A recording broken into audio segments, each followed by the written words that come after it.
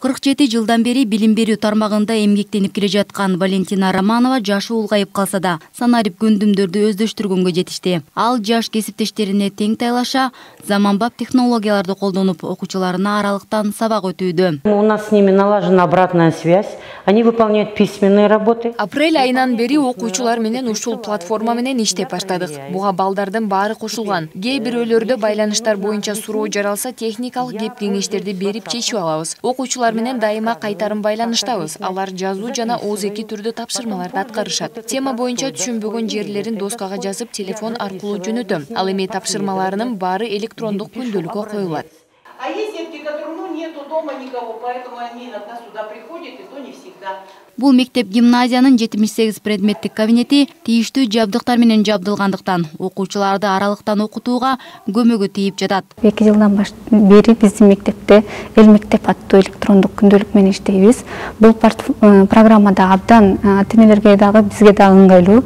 Себеби ата-эне үйдө отуруп эле өзүнүн окуучу жөнүндө же болбосо баласы жөнүндө маалымат алып турат. Мектепке жеткендиги жана өзүнүн баалары жөнүндө дагы маалыматтарды алып өз учурунда маалыматтар жетип турат.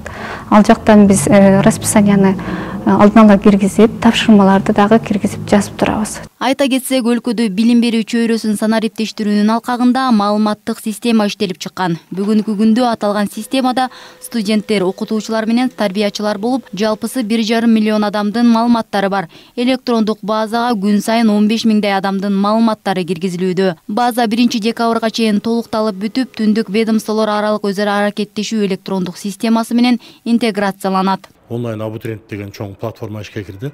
Ар бир бала, 41 миң бала үйүндө отуруп алып туруп, Кыргызстанда каалаган окуу жайга бюджеттик жана контракттык негизде тапшырууга мүмкүнчүлүк болду.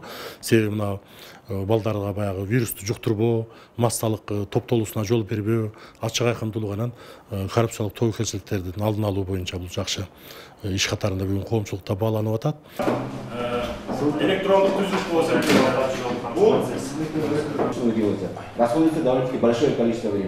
Жогорку окуу жайларда электрондук университет аянтчасы да түзүлүүдө. Мисалы, Ош МУУнун заманбап окуу имаратында электрондук жана санарип лабораториялар түзүлдү жана иш кагаздары толугу менен санариптештирилген. Жакында эле президент Сооронбай Жээнбеков аталган окуу жайдын иши менен таанышып, электрондук университет аянтчасын көргөн.